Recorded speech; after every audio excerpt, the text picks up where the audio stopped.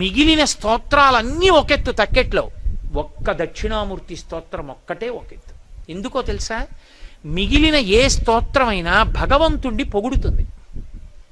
ఇప్పుడు నేను శ్రీరామ రక్షాస్తోత్రం అన్నాను అనుకోండి, రాముడి గుణగానం చేస్తుంది. ఏదో షట్పదీ స్తోత్రం అన్నాను అనుకోండి, కృష్ణుడిని వర్ణిస్తుంది. లేకపోతే పంచాక్షరి స్తోత్రం అన్నాను అనుకోండి, శివుణ్ణి వర్ణిస్తుంది.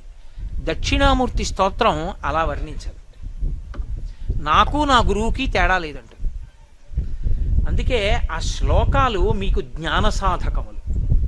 అవి కొన్ని కోట్ల జన్మలు తపస్సు చేస్తే వచ్చేటటువంటి జ్ఞానం ఆ శ్లోకాలు రోజు చదువుకోవడం వల్ల వస్తుంది. నే చెప్పట్లేదు, శంకరులు చెప్పేశారు ఆఖరి శ్లోకంలో, సర్వాత్మత్వమితి స్ఫుటీకృతమిదం యస్మాదముష్మిన్ స్తవే తేనాశ్వశ్రవణాత్ తదర్థమననాత్ ధ్యానాచ్చ సంకీర్తనాత్